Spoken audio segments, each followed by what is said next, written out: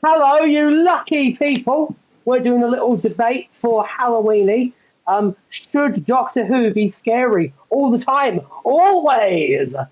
With me are Matthew and Jed, our regular contributors to Something Blue Audio. You might recognize Matthew from our What If videos, the Overthink Tank Greetings. videos. They are very, very wonderful. You should check those out. You might recognize Jed from Fan Who Reviews, where he dissects and picks apart and, generally deconstructs fan audio content and fan visual content, mostly fan visual content.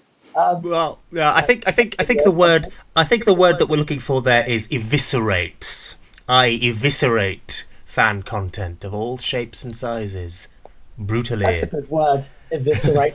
I am your lovely moderator, Ryan. You might recognize me from the channel Something Blue Audio, the beloved channel. Like and subscribe. That is the first call to action. Expect many, many more as we proceed. So yes, the subject for today's debate is: should Doctor Who be scary? I'm going to give each of you a couple of minutes to give your opening comments. So, Jed, why don't you start first? So, if the question is, does Doctor Who need to be scary? The answer to that is quite simply no. Doctor Who, as a core ingredient, does not need to be scary, any more than Doctor Who needs Daleks, needs Cybermen, needs the Doctor to be a man. Doctor Who, as a core concept, is flexible enough that it can and should be anything at any given time, and an episode of Doctor Who or a Doctor Who novel or a Doctor Who story should not ever feel constrained by the need to frighten your pants off. Especially since, let's get real here, apart from some very weird stuff happening in the Wilderness era, real Doctor Who is only actually scary if you are an 8-year-old child. So yeah, it's not that it needs to be scary. It can be. Absolutely it can be. It frequently has been or has attempted to be. But does it need to be? I would say that's a negatory on that one. Oh, thank you. But you have just Are you done? I'm done. I'm done. That's a nice, succinct opening statement right there. Yeah, I am indeed a master debater. All right, same to you, Matthew. Go. Well, Jed's done, so he doesn't need to be in this call anymore, so I don't actually have to be here. So he's actually hit something on the head, because we didn't say needs to be scary to older audiences. You've heard, yes, 8-year-olds. That's the scare, though. Yes, and a single episode doesn't need to contain episode, needs to be scary. But a season of Doctor Who needs scary. There's a reason Doctor Who is that show you hide behind the sofa. There's a reason that Daleks have stood the test of time. Because they are scary. We have our noble hero, which can take any form you wish. But for a hero, there must be a villain, and for a villain, you must be at least a little bit scary. I mean, look at what we have more recently. For example, my son was absolutely terrified of the boogeyman. I have no idea why, but he was. He was absolutely scared of it. That is the demographic. But that's your scares. My wife, scared of the slugs. Again, also don't know why. But that's the point. Everyone is scared of something, and that is what keeps us thinking about this show. I myself began watching the show because I was absolutely terrified of the empty child, but it was intriguing, and I kept going on again, watching this show. So Doctor Who, as a whole, as an entity, a series, needs to have scares. Okie dokie. What is that noise? What is what noise? I hear no noise. Oh, I am getting a ringing noise in my ear. I don't know what it is though. They call that tinnitus, Ryan. I would get that looked at. That is the next Doctor Who villain. Oh no, the Okay, deadly well, I mean, tinnitus. if you guys aren't hearing it, then I will just endeavour to ignore it and move on to the second question. I hear nothing but the voices in my head. Oh, that's fine. That's completely normal. They're normal, they're fine. Okay. So, question. How important is the element of fear to Doctor Who's identity as a sci-fi show? First to Jed. Okay, so that's an interesting one, because obviously Matthew has quite rightly pointed out Doctor Who's reputation as behind the sofa. So that's part of the image of Doctor Who that sort of existed, especially in the classic era, of it being scary, of it creating things that scared you and sent you quote unquote behind the sofa. That's part of the cliche, as much as, you know, a guy in a very long scarf became part of the cliche. But how important is that to the show's identity? Well, it brought it back. It made an effort to be scary when it brought back, you know, the rest of the iconography. So I would say, is it important to the show's identity? Arguably. Does it necessarily need to be important to the show's identity? Arguably not. Because, you know, conversely, I would say now, if you look at the show's identity as of right this second, I wouldn't say that, you know, Russell T Davies's second era focuses on being scary. I wouldn't say that that's part of its core identity. I wouldn't say that the core identity, particularly of Jodie Whittaker's era, was that it was attempting to be scary. So it depends, to a certain extent, what you mean by identity, because Doctor Who arguably has no one core identity beyond, oh, there's some person called the Doctor that everybody thinks is called Doctor Who, and they travel around in a police box. Because other than that, there's very little commonality between some of the eras. I don't think you could point at the Wilderness era, or even different elements of the Wilderness era, and go, yeah, these all share the same identity, because they categorically don't. So, you know, I would say, is it important? It can be. It certainly can be, and it's certainly something that people have treated as important. But it is not something that is desperately, intrinsically important to the show's identity. It is not something that is the most vital element. Because arguably the show's strength is that there is no one vital element beyond arguably very surface level bits of iconography. So yeah, that would be my answer to that. Matthew, same question to you. See, something that must be understood about fear and horror itself is there is no one flavour. You can't say that Nightmare on Elm Street is exactly the same as A Woman in Black. But you've also just mentioned the previous season. A great point of illustrating this. Take the Tooth and Claw, I believe it was Tooth and Claw, of Series 2, and compare that to 73 Yards. Both are trying to scare you, but both have very, very different ways of doing it. 73 Yards has an atmosphere it's trying to give you.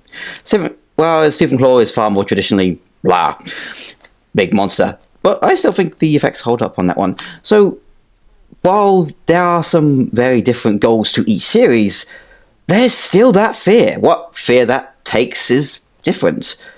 What genre of horror, for example, what they're trying to do is very different. There is still that experimentation. I don't find it as a restraint, as you seem to be implying on these. I find it a joyful thing to discover. How can we do it in this series? For example, The Flux scared me because it was that badly written. The Flux was going for everything is going to crap. Everything is terrible. It is an end of the world kind of fear. Whereas, again, Tooth and Claw, Blair. Again, much prefer Tooth and Claw. Is that the technical term that my learned colleague is going for? Blair. Yes. It is the technical term. It is in the notebooks. It was discovered by Professor Arginal Blair. He named it after his mother. Oh, God. Ooh. Okay. That's me, yeah. Okay, that was great. You did very well at defending your points, both of you. Next question. This is a serious intellectual discussion. We're talking about serious things here. Of course. Does the scary aspect alienate younger viewers, or does it enhance their viewing experience? Now, as you are both children, I believe that you can give me a very, very, very nuanced perspective on this. That's an interesting question. Matthew, go first this time. Or keep it spicy. Ooh, very good. I believe it enhances it. Like, while we have this stigma of, oh, children can't handle scares, you start somewhere. What was Scooby-Doo but fear to us as kids? Like, my son adores horror. It is a chore trying to find out what is at his level at this point. Again, for some reason, the Flood do not scare him from Wars of Mars, but the Boogeyman. Trial and error, I suppose. Yeah. But it's essential. We learn not to be scared of stories. And because we're not scared of them, we can absorb them. We can see how humanity fights back against the dark. It's fantastic. And again, you got to start somewhere. We went from Scooby-Doo, Courage the Cowardly Dog, absolutely terrified me as a kid because, well, have you seen Courage the Cowardly Dog? It had a mission to scare you. I may be showing my age by this one. But either way, I think we as people have a fascination with what scares us. We want to see it in safety, if that makes any sense. We want to be scared, but also know we're not in any danger. Same question to you, Jed. See, it's interesting because speaking as my own experience of watching Doctor Who as a child, I was never scared by Doctor Who as a child. I mean, when I was watching Doctor Who, it was like the Wilderness era when it was all on VHS. I was never scared by Doctor Who. I was excited by Doctor Who. But, you know, when I wanted to be scared, I watched horror movies at midnight when my grandparents didn't know that I was still awake. Haha. You know, there is, you know, children do enjoy being scared. My children enjoy being scared. They'll insist on watching scary stuff, you know. But is Doctor Who necessarily the thing that scares them? In the old days, maybe. In the old days, like, maybe. Maybe there was an element of that. Maybe that element of Doctor Who being scary was part of it. Maybe still to this day, because there are people who talk a lot about being scared by the empty child or by the weeping angels. But actually, I think it's a lot harder to be scary these days. One, it's a lot harder to be scary because kids are used to much scarier things, and it comes into the playground a lot easier because of the advent of technology. So, for example, my kids know about things like Poppy Playtime, which I was not happy to learn that they knew about when they were like 6 and 8, respectively. That was not something that I wanted my kids to know about because that's actually kind of a bit beyond their age range. You know, Doctor Who can't really compete with things that are genuinely meant to be grown-up scary.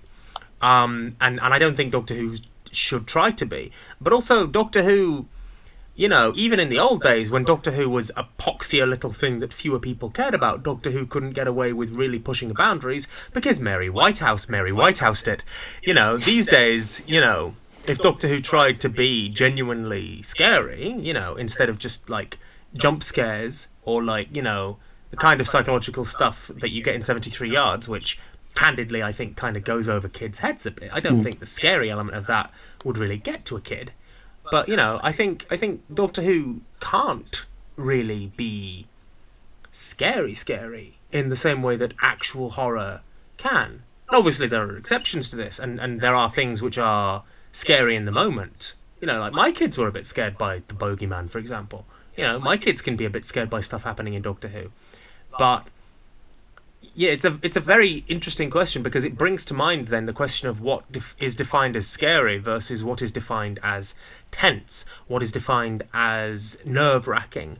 You know, what is the difference between a scary movie and an episode of Doctor Who in which, quote-unquote, being scared is only one element of a broader makeup that includes tension, action, adventure, and sci-fi, you know, thriller, you know. So it's interesting. It's interesting. I think it's a much broader and deeper question than I, strictly speaking, have time to delve into without alcohol instead of water, basically.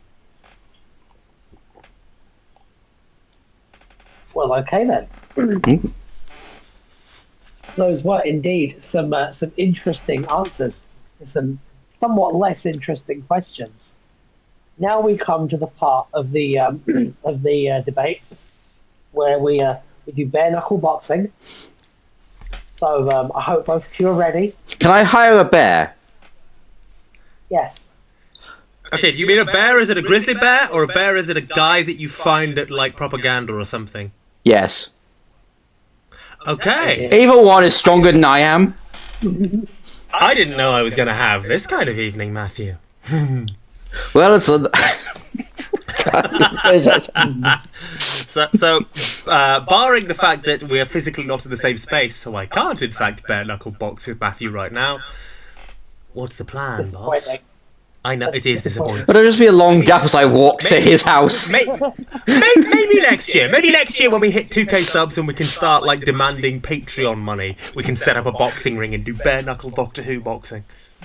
Oh, yeah, that'd be wonderful. That makes it sound like we're actually boxing the Doctor. Now, I've got a question. I do have an actual question. Oh, okay. Debate. We are doing a debate. I forgot that for a second, but that's okay. That's what our audience has come to expect from me. It's part of my brand, if you will. So, how do you guys think that fear drives character development in Doctor Who? Both writers. Not Who do you want to go first? Oh no. There's only Ryan Pierce behind me. No. Ah, he's back. There we go. He's back. speak your words, Jed. Speak my Jed words. first. Okay. Okay, so...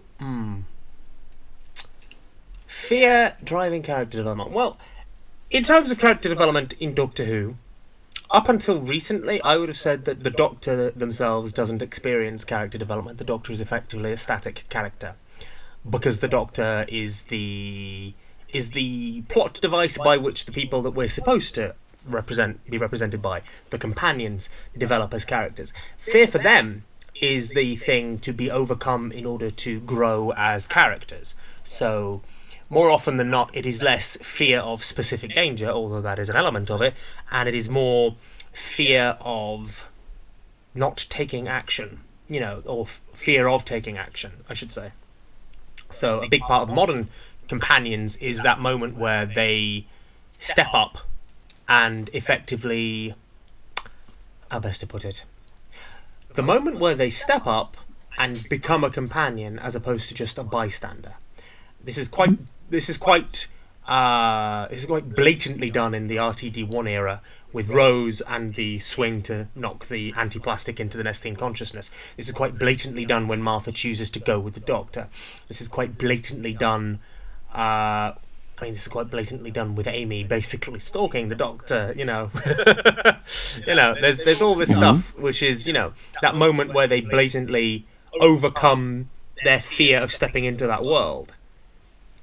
That kind of fear is a bit different than the fear of the big snarling monster that's going to eat your face off. That's a different kind of fear. Arguably, how does that drive character development?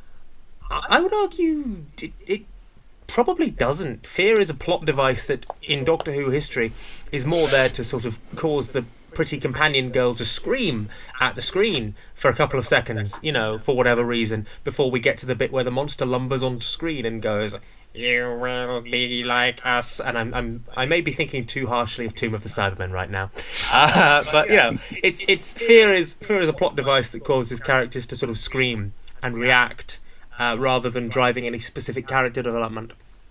In Doctor Who's in the tradition of Doctor Who, there are exceptions.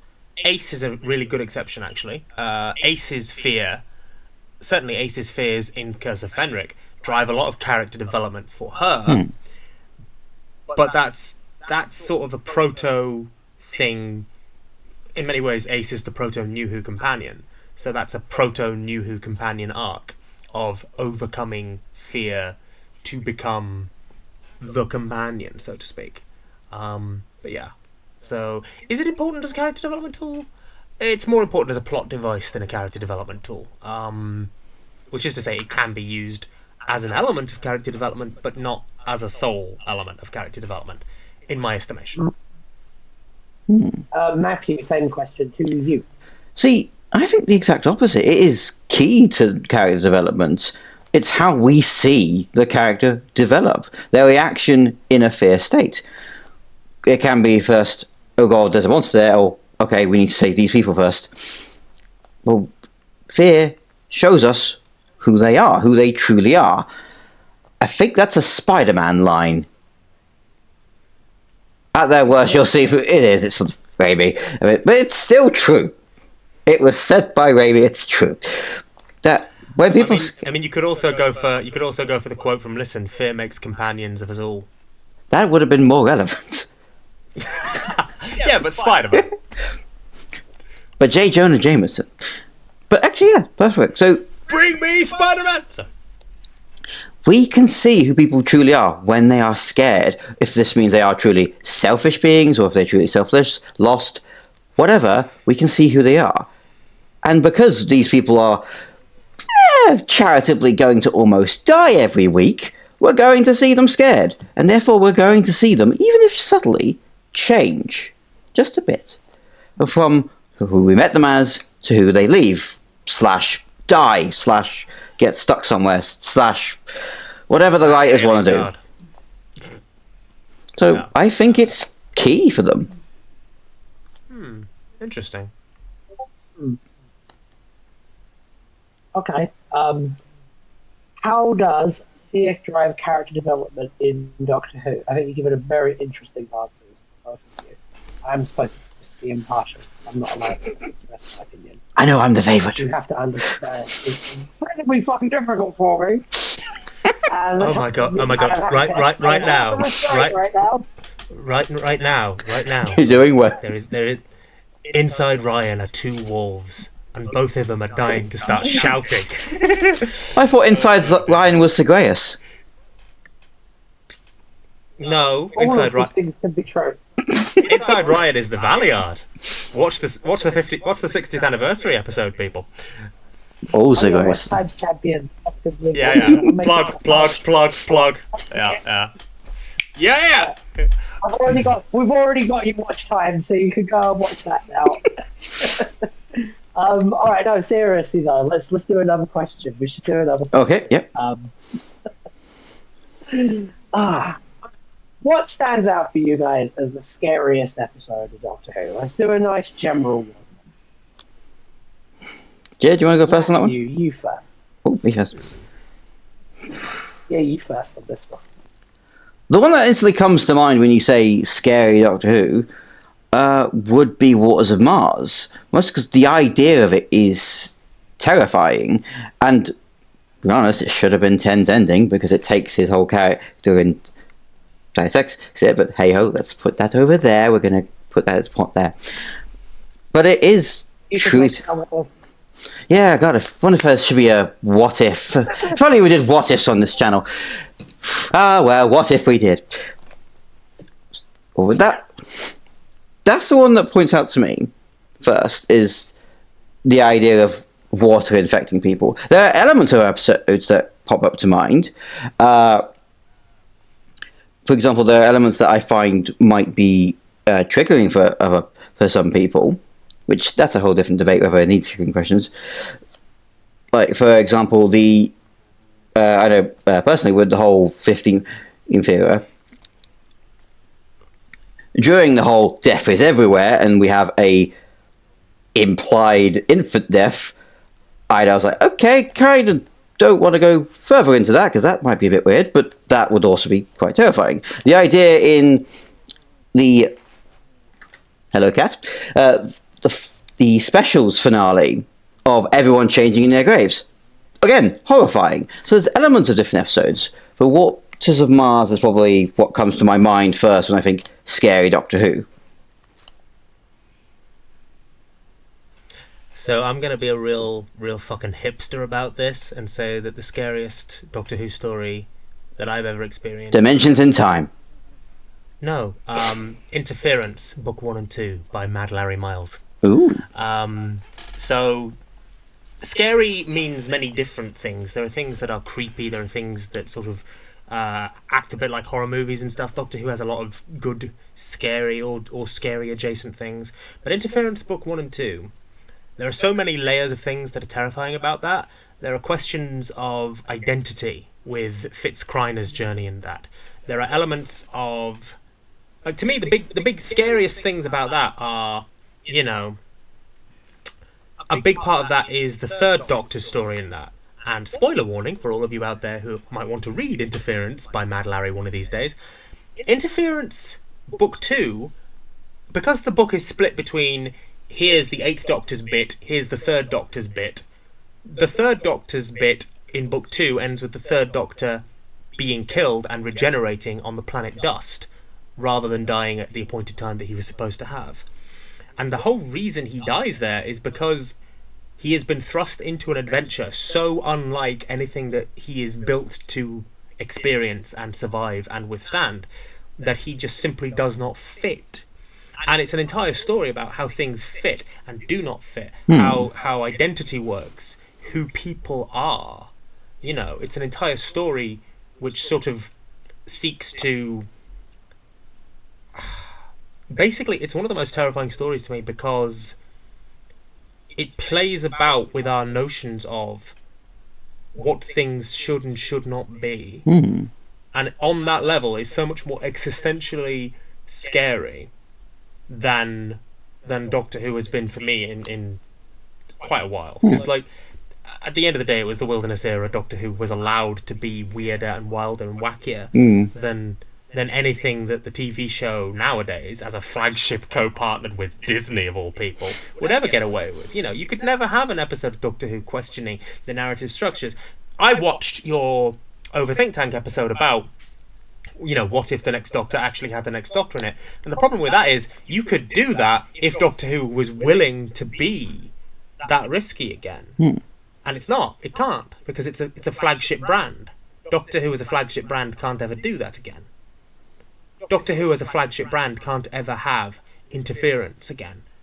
For better or worse, it can't ever be in a situation where it can... And let's be real here, the last time that Doctor Who on TV tried to upend people's expectations, it was The Timeless Children, which is terrifying on a whole completely different level, because that's a pile of cack. But that's, you know, that was, and my God, somebody fucking see if I'm ill, because I'm giving credit to The Timeless Children here, that was an effort to upend what we understood and sort of scare us from our complacency.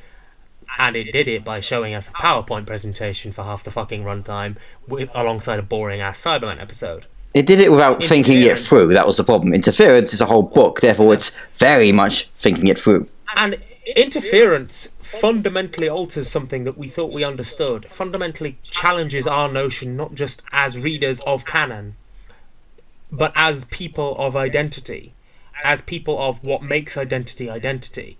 You know, is who we are about how we perceive ourselves, or about how other people perceive us. That was one of the key conceits of interference with the remote, and it fucking scared the shit out of me, because it's like, there's an entire species in that who don't reproduce by having children. They reproduce by, when you die, everybody who knows you gets together, thinks very hard at a machine that then sculpts a copy of you based on how other people remembered you. And I'm just sort of sat here thinking, there are people out there who have some very fucking screwy ideas about me. I'm imagining what they would remember about me, and how close that would be to the real me. That would be terrifying. That, on its own. But then layered into something that is filled with so many other weird and wacky concepts. That was the last time Doctor Who was really scary for me. So yeah, that's my idea of scary. Because I'm a hipster like that. I don't have my hipster beard, but I am being hipster about it. I like Image of the Fendel. So I think that's fair. Fair. Yes, sir. I think that one's I sent a video. Send a video. That's another video. I'm not gonna That's talk about it. Yeah. Send a video. It's coming out on like soon. Soon. I was about to say on Wednesday, but this isn't coming out on Wednesday. Time. It's funny like that, right? That's a quote from Doctor Who, isn't it? Wibbly wobbly and indeed timey-wimey, as the case may be. Okay. I haven't seen Doctor Who, so I'm doing my best here. You do surprise me, Ryan. It's the one with the Enterprise, you're fine. Yeah. There's a guy, he has a coat, it's fine. It's fine. Every now and again I like to just pretend I haven't ever seen an episode of Doctor Who. You know, just come up. I mean, that's alright, because some of the people writing Doctor Who like to pretend that they have seen Doctor Who. I'm sorry, was that harsh? Was that harsh? That felt harsh. We all know about the Leakley Bible. Ooh! Oh, you know. Yeah, we pray to a different god that didn't get made. I love the fact that they have the master's like character description, and then next to him is a picture of the Valiant. It's a really interesting rig. That is what happens when you're dozing off while watching an episode. Like, that's Ted. That's a guy. That's Ted. Guy. It's a guy. His name's Ted. Oh shit! Seth MacFarlane's in that. I would mind Seth MacFarlane. I'm now just imagining just. Oh, I mean, Seth MacFarlane made better Star Trek than Star Trek did, so you know maybe he'd make better Doctor Who than Doctor Who did. I'm just imagining, his series crossing over with Doctor Who now. We need no longer fear them. Next on the debate of Seth MacFarlane.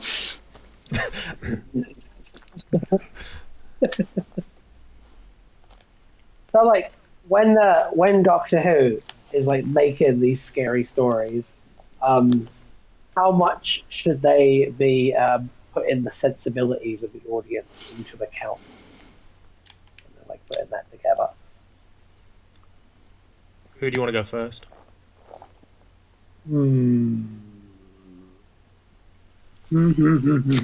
I think Ryan should go first. You go first. Oh, okay. Yeah, I'll do it this time. Okay. I'll go first.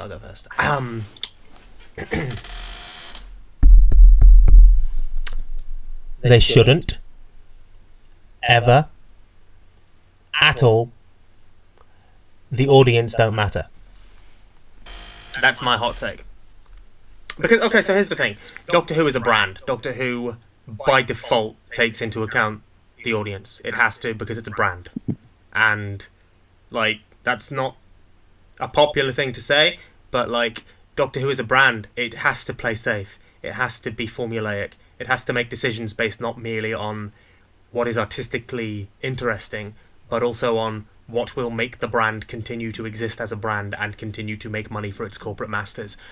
That is not a popular thing to say, but it is absolutely factual.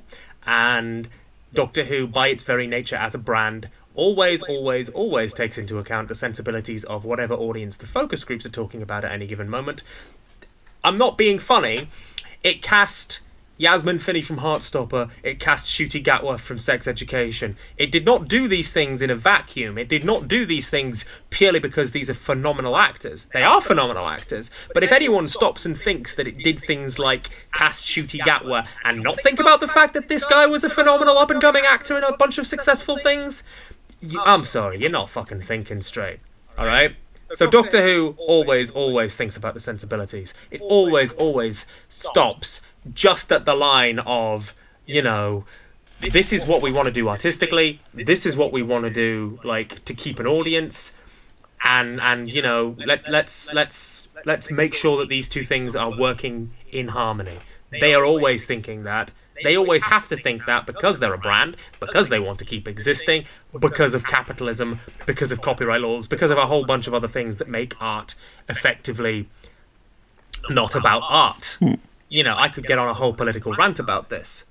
You know, in terms of like making the best possible artistic outcome, it's a double-edged sword because you know, I think it kind of does have to think about what people would enjoy and what people will watch without rebelling, because when you don't think about that, you end up with the twin dilemma. And, you know, conversely, you need to not think about the audience too much. You need to not think about, oh, is this too scary for the kids? Because one, the kind of people who think that shit is too scary for the kids, by and large, are Mary Whitehouse. And fuck Mary Whitehouse. Actually, no, don't fuck Mary Whitehouse. You don't know where she's been. And also, she's been dead for a long time. Why was that second? So don't fuck... So don't fuck Mary Whitehouse because necrophilia. But also, you know, proverbially, fuck Mary Whitehouse because the most anti-art people are the ones who want you to police Doctor Who's sensibilities. You know, and the most pro-art people are the people who want to say Doctor Who can do anything. Unfortunately, conversely, you don't want to think, you know, you don't want to not think about the audience's sensibilities. Yeah? It's Matthew's turn to talk now. Oh, but I was just gonna say, if you think too much about the audience's sensibilities, you end up with fan wank like Attack of the Cybermen, and I like Attack of the Cybermen, but that shit is fan wanky as balls. So, anyway, I agree. I'll shut up now. Okay, Matthew, same question to you. I'm going to be bored because I agree that it's not important that the sensibilities of the audience.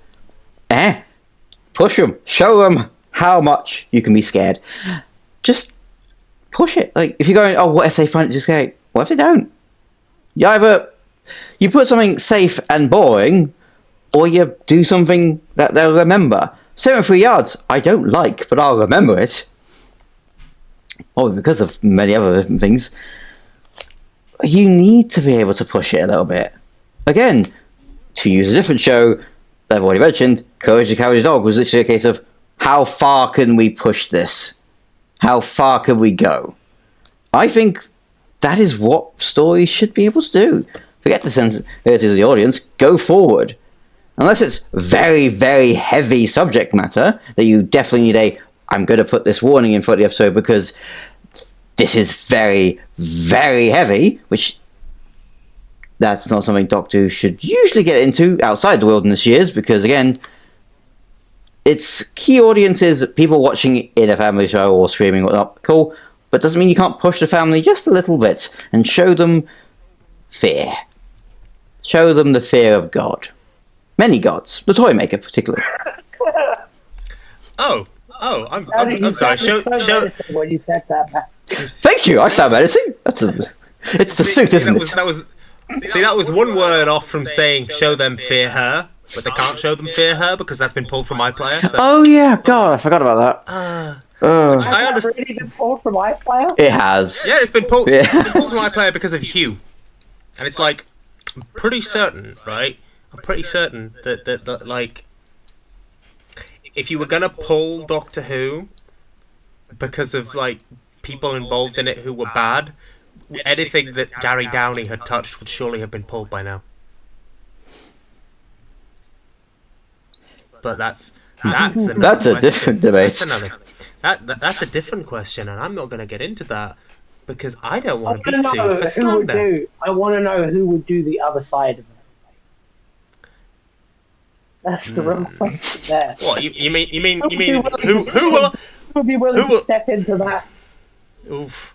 I mean, who's gonna sit here and like really though? Who's gonna sit here and argue that Doctor Who should cater, should not be, provocative and pushing the boundaries? Because I'm not being funny, but like Doctor Who, when it's safe and when it's playing it safe, you get really shit Doctor Who. Like I'm not being funny. Like Doctor Who, when it's playing it safe. I mean, like playing it safe is the death of art anyway. Because, like, bland focus group art is kind of how you end up getting the current state of the MCU.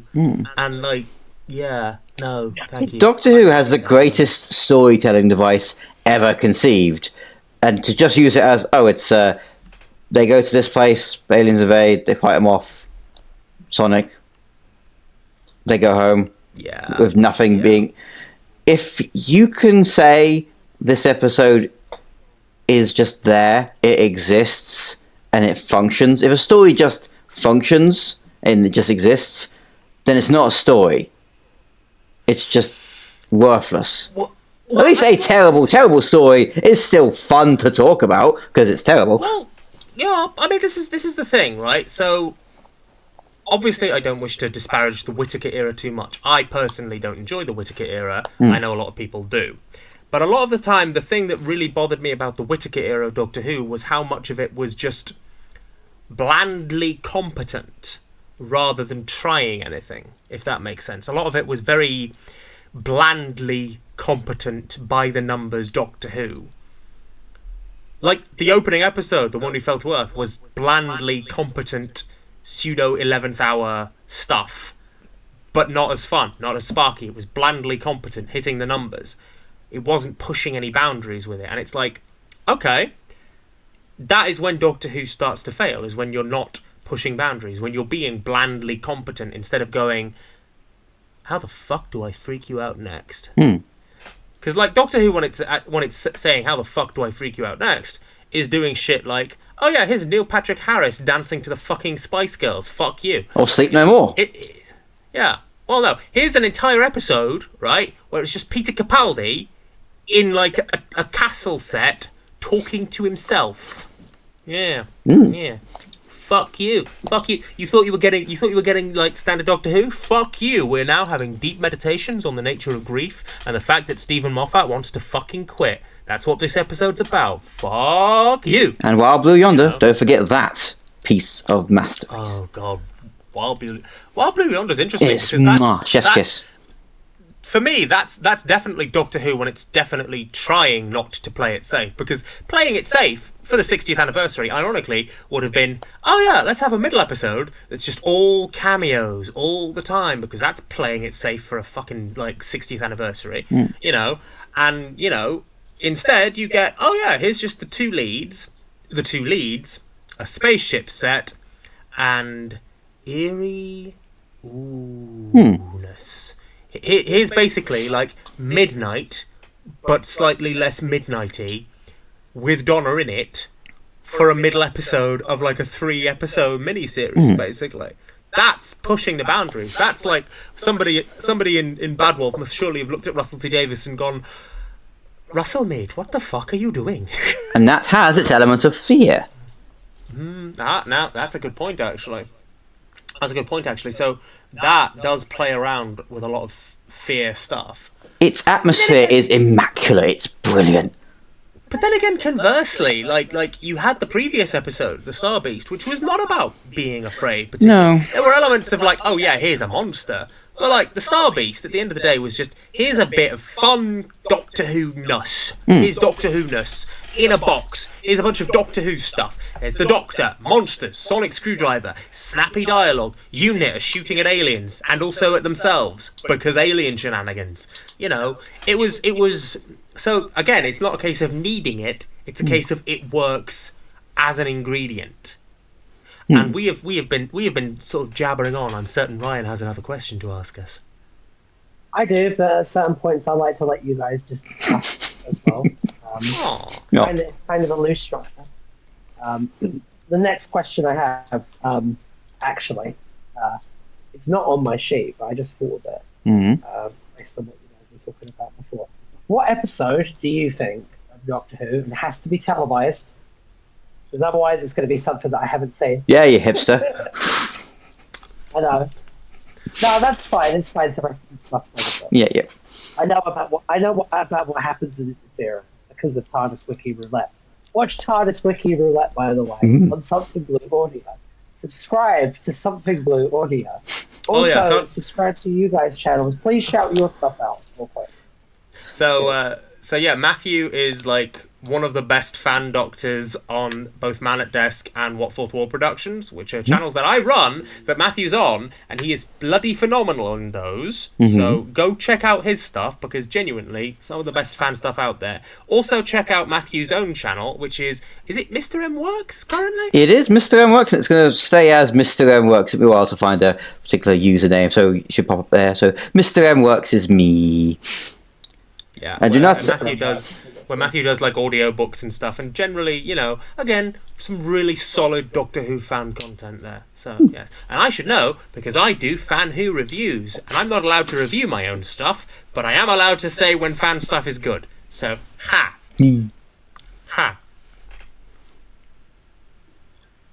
So, Jed, where can we find your stuff? Well, as I say, Man at Desk Productions, What Fourth Wall Productions. Very soon, there will be another channel launched called Static, which is coming out very soon, and that's going to have even more stuff that's sort of wild and out there. Also, if you're feeling in the mood for some retro, like just post the green screen kids era Doctor Who fan content, you can check out the Lungbarrow Brothers, which is where I got my start and where Matthew got his start, actually. Back in the halcyon days of the 2010s. Oh God, we're old. Back when we thought that everything was as batshit crazy as it was gonna get, and then it got even batshit crazier. So yeah. That was fun. I've seen some of that Lone Barrow Brothers. You guys were so young. Oh, I know. I still like After Hastings. I think After Hastings is still my favourite episode. I mean, my It's favourite really episode is. good, though. It is. I mean, my I favourite. can't recommend both your work enough. It's so good. Thank you. Yes. You- No one you're too watched the kind. Answer Doctor stuff on Something Blue. The Answer Absolutely. Doctor stuff. No, We can't praise that enough because it is. I'm going to plug Chef's Ryan's kiss, stuff chef's in. kiss. He's not going to plug his stuff. He's not going to plug his own stuff. But Ryan's Answer Doctor stuff is genuinely, phenomenally fucking brilliant. And you don't hear that from me very often because 90% of fan content, I listen to it and I'm like, it's good, but... And genuinely, the it's good buts that I have for Ryan's early stuff are like completely different it's good buts from all the other stuff, where most of the time I'm criticising the shit writing. Brilliant writing in Ryan's stuff. Brilliant writing. Like beautiful. So yeah. Anyway, we're gonna stop babbling now. We're gonna let Ryan ask his question. We're gonna let Ryan ask his question now. Oh, of course. Okay, should Doctor Who bring back squibs? No, that's not the question. Obviously, we all know that the answer to that one is yes. No, the question is, what episode do you guys think, each of you, is the absolute upper limit of how scary Doctor Who should be? Why is that the upper limit? Okay, and how close to that upper limit should the baseline of a quote-unquote scary episode of Doctor Who be? Matthew, go first. I don't think we've reached the upper limit yet. I don't think we're there yet. Midnight is probably the most terrifying you can get, but that's more because the Doctor, as we love, who we adore, who we're mostly seeing ourselves in, because, well, it's supposed to be the companion's not there yet, is losing, essentially. He doesn't save today. Sorry to interrupt, but it's so good. It is. Midnight is brilliant. Okay. Midnight is a fantastic episode.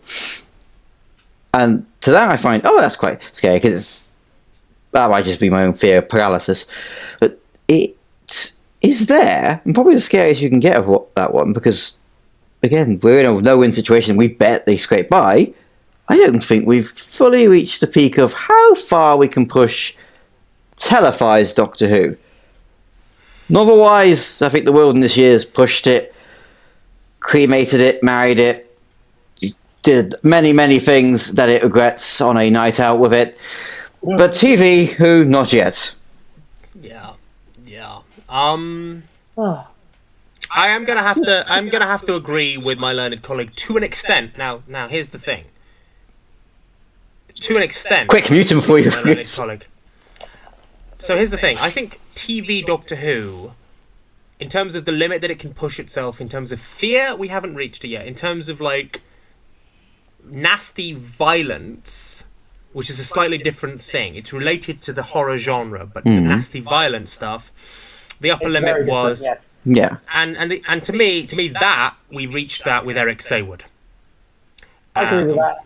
And the thing is, we reached that with Eric Saywood not just because of the violence, because Doctor Who is still violent today. People are still dying in droves in Doctor Who today. We reached that with Eric Saywood because it was violent, but it was also bleak, heartless, and cruel. Resurrection of the Daleks is cruel. Revelation of the Daleks is cruel. That wrong. I would say, actually, just to venture one of my own opinions in real quick. Okay. I think that the level of violence there, I'm fine with that, but I do agree with you that how nihilistic and cruel it is. It's very unnecessary at times. And see, that for me is the point of the upper limit, right? That for me is the point of the upper limit, because you can have almost any level of violence in Doctor Who, so long as you have the Doctor at that point be in the position of I am the Doctor and I am going to Doctor Who the shit out of this. Okay? Actual quote from the show. So, the Doctor does not...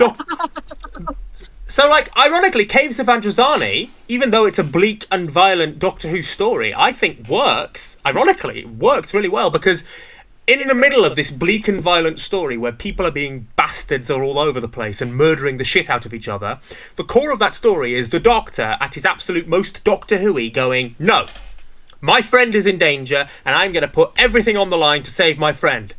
That moment of, I got her into this, so I'm not going to let you stop me now. And it's like, yeah, Fucking go! That is, you know, you don't get that in Resurrection of the Daleks. You don't get that in Revelation of the Daleks. You know, you don't get that really in Attack of the Cybermen. You just get, here are a bunch of people dying, and it's bleak, and it's cold, and it's cruel, and it's nasty, and there's no shining beacon of light or hope or optimism, because even the Doctor is just killing things and letting things die and sort of just standing there ineffectually and pathetically.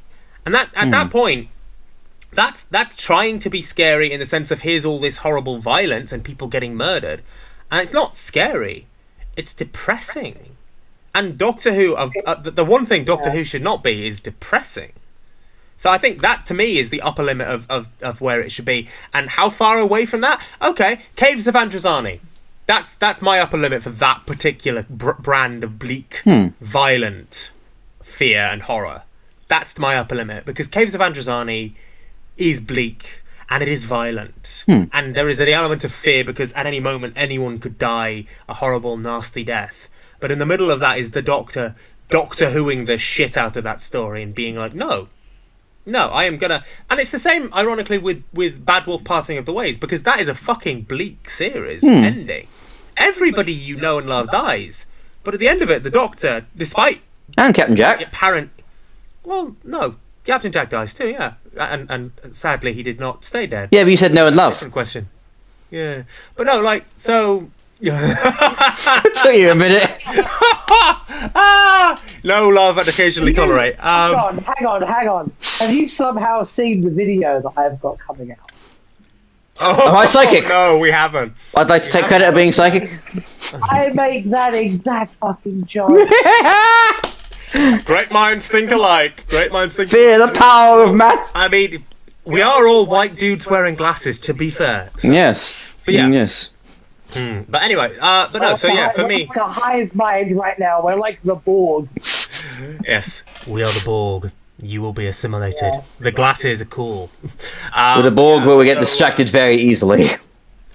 We are the ADHD Borg. You will be squirrel. Yeah. But yeah. But yeah. So yeah, the upper limit for me is Caves of Androzani, and the show has reached Caves of Androzani. And it probably will never reach Caves of Androzani again, because it did that sort of in Parting of the Ways, because it killed everybody, but at the heart of it was still the Doctor, you know, trying his best to Doctor Who the shit out of that. It killed everybody with like a laser gun that makes people go, and then they fall over. In Caves of Androzani, there's like a bit where a guy tries to force me to do the suicide before. I'd say Midnight is your modern equivalent of Caves of Androzani. Ooh. Definitely. And I mean, it's got Sharon's Jets in it, and that adds like a whole different level of horror. It's not. I mean that adds a whole level of horror of like, oh, I see we brought gimp masks into Doctor Who now. Okay. I think it's very interesting because like if you watch that like as a woman, you would have a very different experience. I feel like when we watch it. Because No. Sharon's Jet. Oh yeah, he's a creepy boy. He's a creepy boy. Yeah, creepy no. I mean, this is to be fair, a disclaimer that we should probably put in. Actually, is that because we're all speaking from the like generally cis white dude perspective, there is stuff that is obviously like, for example, I imagine Dot and Bubble is infinitely scarier to a person of color than it ever would be to us. You know, because it is so much closer to that moment of, you know, that everyday horror that, you know, people of color will experience throughout their lives in the Western world. You know, so it's important to note, you know, if nothing else, for the sake of like keeping our left wing boy points, it's important to note that we are sitting here in that white cis boy representation thing, and it's like, yeah, no, actually, there is stuff that will be scarier that we just don't think about, like all the times that Perry in the Sixth Doctor and the Fifth Doctor's era is this object of like creepy dude attention, and it's like, yeah, no, that's an entirely fucking different level of scary. I just want to point out for my own lefty cred that I did notice the stuff in Dot and Bubble, but I'm from Tallahassee. And I was watching it, and I was just like, why'd she immediately block 15 and then be fine with? And then I was like, wait, why are you immediately being? Oh! And then I was like, wait, why is everyone white? And that was all in the first like 7 minutes. See, I got more of an ageism thing from it, to be fair, which I thought was really interesting because obviously the text is great, but I think that episode is also great because there's subtextually you can read a lot more bigotries into it than just the one that it's textually providing you. Are you saying that shooting at one looks old? No, I'm saying that every single person. I'm saying that every single person in that community is a young white person using young white person slang. So you can read ageism as well as racism into it. See, I was just distracted by Itsy Bitsy Teeny Weeny still existing in that time. I don't know how Russell can say some of the ridiculous things that he says and then like writes that on bubble. It doesn't make sense. Because the thing to bear in mind with Russell T Davies, as with almost every person on the planet, is they are large. They contain multitudes. So, you know, unfortunately, even the worst person on the planet occasionally has a point. It's usually the end of a pencil sticking out their nose, but still. Even the worst people on the planet occasionally have a point. I am sure. I think I gave series 1 an A on my tier list. I think I liked it. I don't like Empire of Death, but that's not the whole series. You know what I mean? No. The thing is, the weird thing about that is we're tangenting here a little, so we should probably tangent soon. But series 1 is great until that finale, and the finale has enough good moments that it's not a complete pile of dog shit. Unfortunately, the pile of dog shit that it is Sutek size, so it's still a pretty big steaming pile of like, you know, Egyptian like cultural appropriation dog shit, but still. See, the advantage or disadvantage, whether you want to call it for the Sutek thing, is rewatching old stuff and go, oh yeah, Sutek's there. Because on one hand, that could be hilarious. Going, I wonder what he's doing at this point. And it's a bit distracting. Going, okay, what is he doing now then? Like, I'm not sure why they thought, okay, yeah, since Pyramids of Mars. Okay, yeah, so during that whole year where the Master had the TARDIS and TARDIS got cannibalized, was he just sat there going, this is brilliant. Maybe I should do something. What I'm just sort of thinking is that there was the fucking Satan Pit, which, by the way, we haven't talked about the Satan Pit and how fucking on multiple levels that's scary. I love it. Every part of that, I love the writing, the music, but also, yes. Sutek clinging to the TARDIS, falling to the bottom of that shitty planet, and then hearing the Beast talk and being like, "That sounds familiar." Hi, Satan. Hi, Satan. Hi, Satan. Hi, Sutek. Anyway, I'm sure. Oh yes. I'm sure Ryan has another question for us. So. I do, in fact, have another question. Woo! Nailed it. Do you think that the scarier villains are generally the more memorable ones on Doctor Who? Jed, you can take this one first. Are the scarier villains generally the more memorable ones in Doctor Who? No. Villains, broadly speaking, are not memorable because they're scary. Villains, broadly speaking, are memorable because they keep being brought back. Because they were successful enough that somebody looked at them and went, all right, that was successful for like ratings, bring them back. All right? The Daleks being scary was completely irrelevant to them being brought back and, you know, being successful. The Daleks being brought back was because they got in the ratings. If the Daleks had never been brought back, then it really wouldn't have mattered how scary they were. And make no mistake, for audiences in 63, those fuckers were scary little pepper pots. But I guarantee you that nothing like that. The relationship between how scary a monster is and how successful it is, like, you know, the Silents are pretty fucking creepy. The Silents weren't that memorable, weren't brought back multiple times. They're not that memorable in the long run. You know, they're not up there with the great pantheon. Silence joke. They're not up there though with the great pantheon of villains. You know, the fucking there's all sorts of scary monsters that, you know, aren't memorable. Because memorable comes fundamentally with being hammered home and being brought back and being brought back again and being brought back again and being brought back again, you know, and only then through being brought back. So people go, oh, the Cybermen from the 10th Planet are the scariest ones. Yeah, but if the 10th Planet was the only time the Cybermen ever appeared and then they never appeared again, guarantee you wouldn't be going back and still talking about them 60 years later. It's only because the Cybermen kept getting brought back, and that story became more important in retrospect for the Cybermen's mythos, that story, like it.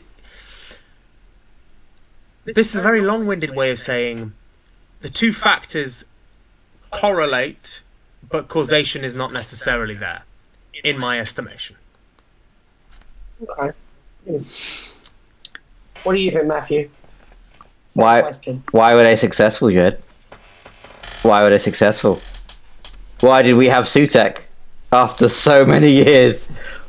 Why did they bring back... They were successful because they were scary. No, that's actually true. They were successful because they were scary. The Daleks had the fear from not only the looks, because they looked very different from any other aliens at the time, but their voice. The Cybermen, the idea of, body horror, essentially. That made them successful. Going, oh yeah, let's bring them back. People were scared of them. Let's bring them back. And then they became sort of a legacy thing. Yes, this doesn't always happen. For example, people could be terrified of the Warren from Ark in Space, but that didn't come back at all. Others could be scared by, obviously, cavemen, but that didn't come back. But there has to be a reason they were successful in the first place. And it is, fear. They come back and home, but that is because people were developing their fear. Angels got brought back because people were scared of them. It was an interesting idea. Exploring, okay, what if it doesn't move unless you're not looking at it? But we're including the audience on this. So if the audience sees it, it stops. Think about that next time you're watching Blink. That's what I think made it successful. The fear of, okay, we can see it, so it's not moving. It's including us in on the action, which is phenomenal, brilliant. But there's that reason they are successful. It's fear. Simple. But Matthew, if the entire reason that they're successful is fear, why are so many scary monsters not successful? Why have we only ever seen the Fendal once? Why have we only ever seen the Wirren once? Why have so many scary monsters only appeared once or twice?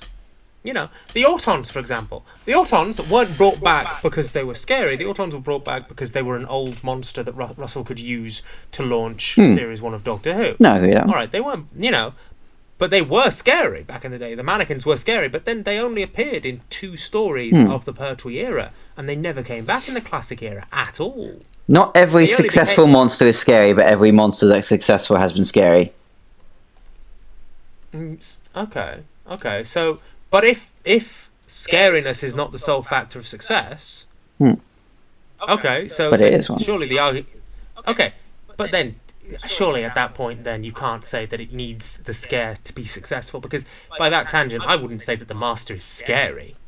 The Master is one of the most successful villains in Doctor Who history, but the Master's not scary. Nobody's scared of the Master. I mean, admittedly the Deadly Assassin one is trying to be scary because, pizza face, but that's not, generally speaking, baked into the DNA of that character. And yet that character is one of the most successful villains in Doctor Who history. Yeah, but he's still a villain. That your whole thing is to be against them, because where it's not the most out there scary, he's still villainous. You would still be scared to face them, and that's a whole different reason for successful. I'm saying the reason why they got brought back is people were scared of them. Was that the reason they kept being brought back? No, because you keep using the same thing. Scariness is going to go down. Again, why I kind of like Revelation, it did something a little bit different with Daleks. Yes, you could take the Doctor out of it for the most part and you'd have the same story, but it still was trying something. For example, it gave Davos a sense of PR. I think to be honest, you bring in a point though, which is repetition and fear. Star Trek has the same problem.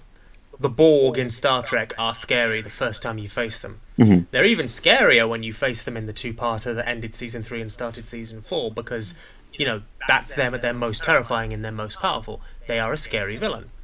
And then they keep being brought back, and the fear factor gradually diminishes to the point where their success they're being brought back because they're perceived to be successful diminishes the fear factor, and yet still they're brought back and perceived as being successful. So I would say that I don't believe fear and success are necessarily, again, correlation and causation. Maybe the initial fear is part of the mixture that sees them being successful enough to be brought back. But there's got to come a point where success and fear are divorced, because the Daleks don't scare the shit out of anybody anymore. I'm sorry. Like, the Daleks didn't scare the shit out of people by the time you get to Remembrance of the Daleks. But the Daleks were the Daleks. And that by itself brought people back. See, that goes from an evolution from fear to fun, whether that's fun to watch because it's entertaining and can still be tense, because as we've established, that's a whole different thing, and you can still be thrilled by it, but fear, different factor. Horror movies have the same issue. Like, you have like A Nightmare on Elm Street, where you have the first few really trying to scare you. 4 and 5 scary, but over this time we're used to it. 6 is 6, has a power glove, it's so bad. Wes Craven literally went, okay, I'm going to try and reboot this and make it fun. Well, make it actually scary again. So, Wes Craven's New Nightmare. Fantastic. And then the remake happened, and that's crap. But that's a whole different thing. So, I think that's something that every horror, anything actually, faces. Look at Dracula. That book would have scared you as a kid. Well, when it came out, that would have scared you. And then as we're more familiar with Dracula, it's become less say, oh my god, I'm terrified. It's more, what fun things can we do with this? How good of a story can we tell with this? And in some adaptations case, how horny can we make this? God, that was weird. Yes. The answer to that is yes. I mean, I've seen Bram Stoker's Dracula with Gary Oldman. Yeah. The answer is yes. God, that was... Who wrote that? Moffat? Anywho, we were saying... I don't even think Moffat's that horny, mate. Are you sure? Oh, I got another question for you. Oh, yeah. I got another question. We are coming towards the end of this, though. Oh, so like and subscribe to Justin Blue Audio. And do all the algorithm things. And leave it If you don't like and subscribe, I'm going to crawl out of the TV. You'll never be blue with something blue. Let us know who you think won this debate as well. That is very, very important. Who won? Who's next? You decide. Which of the 3 modern Who showrunners do you think has handled the horror element of Doctor Who the best? Jed, you first this time. Moffat. No more questions. Now Matthew. I mean, if you want me to elaborate on that, Moffat just gets Doctor... I mean, I'm not being funny. Moffat just gets Doctor Who better. Like, Russell T Davies brought back Doctor Who, and both times he's brought it back with an eye to modernising it and turning it into something that is successful on the large stage. That is the world. Okay, so he modernises it, he connects it with other things in the genre, and, you know, he includes fear as an element of that, but fundamentally he's interested in what makes a television show popular, and he will focus on that. That's his focus. Whether you believe that's a good thing or not is beside the point. He's making it popular. That's his goal. That's the stated goal. That's what he's interested in. Chris Chibnall, in the nicest way possible, I read Chris Chibnall as a man who is more interested in making Doctor Who prestige TV and indulging in his personal headcanons than he ever is in making it quote-unquote scary. That's not his goal. He's not trying to make it scary. He's just like, oh yeah, I'm just going to indulge in my headcanons and make it more like it was when I was a kid, and make it more like Broadchurch. Whether you like that or not, I'm not judging you. If that's what you want your Doctor Who to be, 100% down for that, fine. But I don't think he's trying to make it scary. I don't think his goal is scary. Stephen Moffat is basically the man. If you cut that man, he will fucking bleed robots of death all over you. That's the kind of man that Stephen Moffat is. The fact that you can fucking watch Boom, and it's like the man. It's like he pissed it out in his sleep, but it's still effortlessly to its core Doctor Who. And as part of that, he handles the horror better. You know, he handles the balance better, where he taps into things that are primal fears for kids. You know, shadows and statues and stuff under the bed.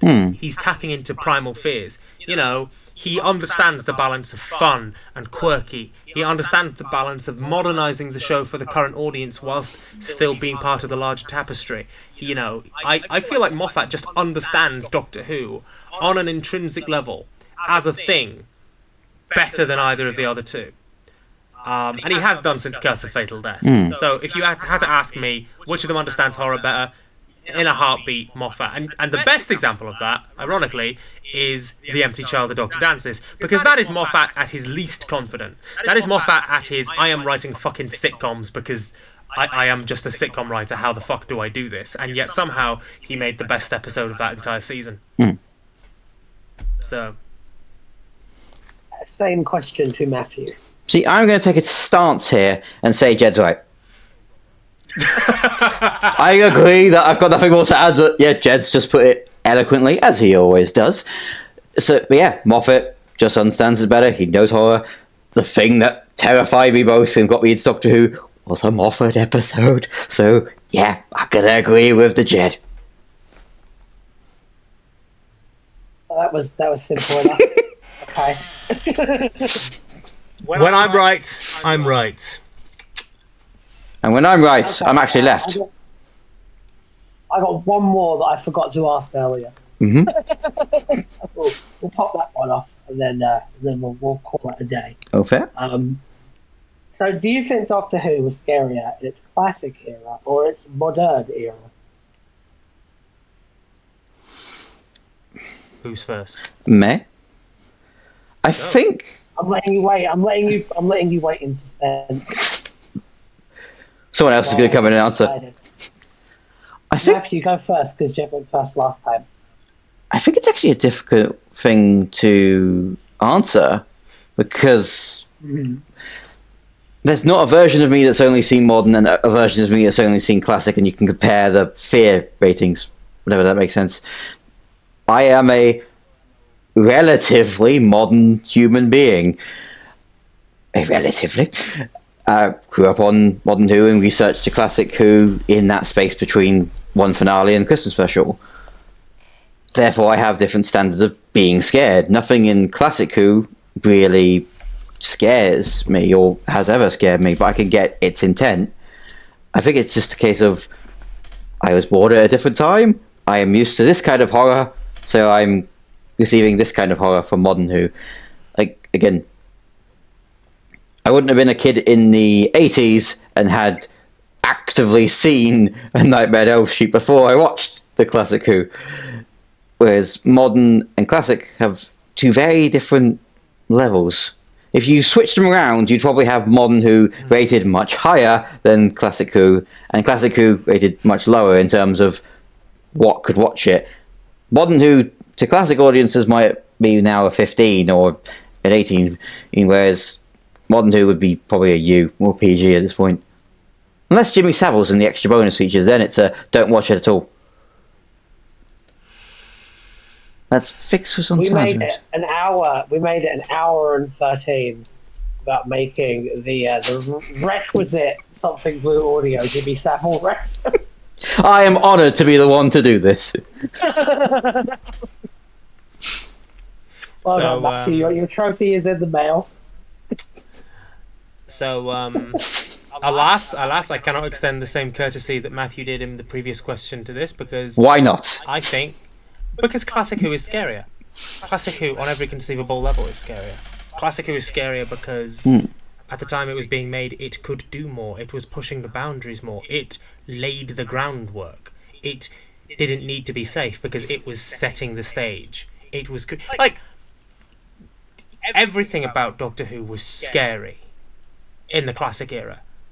Imagine I've been reading recently Elizabeth Sandifer's TARDIS Eruditorum. I can't pronounce that word without it coming out as eruditorium, which is a phenomenal series of essays about Doctor Who stories. And something that I've realised is, Doctor Who was infinitely scarier when it was first happening. Classic Doctor Who was infinitely scarier because we can watch a Regeneration episode now, for example, and be like, oh yeah, it's just a Regeneration episode. Doctor Who's going to glow and turn into some fucker else. Back in the 10th Planet, not only were these scary things going, we are called Cyberman, you know, and fucking scaring the shit out of you because they were fucking scary. And yeah, there is an element of modern audiences are desensitized, so that shit isn't scary to us, but that was fucking scary to them. But also, the Doctor fucking dies, and then turns into that guy who played Robin Hood. And then that guy who played Robin Hood is pressing about in the TARDIS, and we don't know what the fuck he's gonna do. And he brandishes a sword. It's like, what the fuck are we dealing with? What the fuck is this? It's scarier because there are fewer rules. There is less that Doctor Who will not do in that time. It's bolder. It's braver, and conversely, the Doctor is a less sure thing, because I'm sorry, nowadays, Doctor Who is Doctor Who brand. You know, Doctor Who, the character, is so important. Back in those days, the Doctor was just, the Doctor was the hero. But the Doctor was the hero in the sense of, just being a really clever guy that we followed around. There wasn't quite this same sense of reputation. You were scared. There was threat. There was physical threat, and there was not this overriding sense of the Doctor's going to save the day by the end of this. And the thing is, there's actually a point where it gets more and more as classic Doctor Who develops that it's less scary because you know more and it's more developed. But like certainly the first two Doctors, anything could have happened, and that's the scariest thing of them all. The unknown. I see a point. I think that classic Who was scarier because you had a way higher chance of getting tetanus. It's just a thing that happened in an episode. Like, I say that as a joke, but at the same time, like, think about how grimy and horrible, like, classic Who is. Like, I tell you what, we all know the 70s was a disgusting decade, right? Imagine getting yelled at by the Brigadier. And the fact that there is a more than 0% chance that if you say the wrong thing, he will just strike you. And he's a big dude. He's not Nicholas Courtney, lovely, charming actor, man. He's a military officer. You're wasting his time. Like, the 70s was a scary time. I mean, we've all seen those sideburns. Like, in new Doctor Who, like, the biggest thing that will happen to you is like an abstract thing. You know what I mean? Like, you get shot by a Dalek, fair enough. You get hit by like a laser gun, your skeleton goes all glowy, and then you fall over and dead. In classic Who, someone could just pull a knife on you. Yeah. Like, I don't know. I think that's infinitely scary. Yeah, no, that's just true. Actually, that's fair. In a lot of ways, it was a lot less squeamish than we are now. You know that all of those companions were having a horrible time, squelching through horrible environments, and in New Who, it's so sanitized. Every planet they go to is so lovely. Yeah. Everyone's always like looks perfect all the time. I mean, Peter Davison literally dies with half his coat covered in muck from an exploding shell. You know.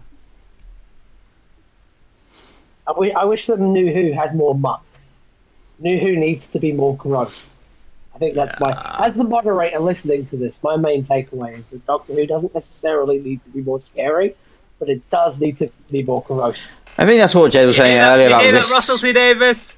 You hear that, Russell T Davis? We need muck. We need muck. And Grimer. I like Pokemon. Oh God. Yeah, you know Russell T Davis, if he was listening, he would just go, so you're saying you want more space babies? Well, no, because even then, you've got a thing made out of bogies, but nobody gets covered in slime. No, yeah, like, give the Moffat era this. It had the Beast Below, where the Doctor got covered in puke. That was like chef kiss. That again, Moffat, he gets it. Which is weird, because I'd say that the Matt Smith era generally is one of the offenders of Doctor Who being too clean. Matt Smith is very much a shenanigan era. It is very much a shenanigan era. I can see you. I get that. I get that. I think it's sort of a bit of the Doctor. Yes, okay. Yeah. Debate. The debate is over now. That is done. So I call to you, the audience. Comments. Who do you think won this debate? Do you think that Jed won the debate? Do you think that Matthew won the debate? Or do you think Ryan won the debate? Who? Should not. Of course, I won the debate. That goes without question. Of course. Do you think that? Do you think that Doctor Who should be scary? Do you think Doctor Who should only sometimes be scary? Let me know in the comments below, and we'll do another one of these maybe at some point. Who knows? Who dares to dream? It all depends on whether you're still watching at this point, I guess, or maybe you just skipped the end and decided to vote, because I know some of you do that. We are guided. We are guided by you, our gentle audience, and we are guided by the lovely, lovely YouTube metrics. May they ever hold us in their favour. I am guided by the voices in my head. Burn the house down. Burn them all. But I live here.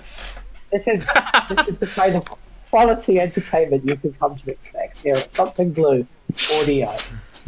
Like and subscribe, and also like and subscribe to their stuff as well that we talked about earlier on in the video. Why don't you give that another shout out real quick, both of you, now? Alright, I'm shouting out you first. So, if you would love to see the lovely Jed from start to finish, you have the Longbarrow Brothers, which he was co-founder of, Man at Desk, which he has humbly let me join in there, so you can see us both on there. Of course, you have the What Fourth Wall, which is, of course, pioneered by the Jed, and soon the Static channel as well. And if you wish to see my humble abode, it's over there on Mr. M Works, Home of the Void timeline. I should hopefully have some lovely things up for Halloween. Yes, indeed, yes. I'm just going to plug Something Blues fan content again, because Jesus Christ, some of that stuff is like the best fan content Absolutely. out there. So, you know, get plugged, god damn it! I mean, you're on the channel, literally. The link is below you. Yeah. At the end of this, there's gonna be a subscribe link at the end of this video. Click the subscribe link. Watch the Doctor Who fan content. Dear God, why are you still watching this? Go watch the fan content. Do it. Do it now. Or Jed will haunt you in your dreams and tell you to do it. If you like this video, then make sure that you watch this one, which has over an hour of Doctor Who lore. Bye!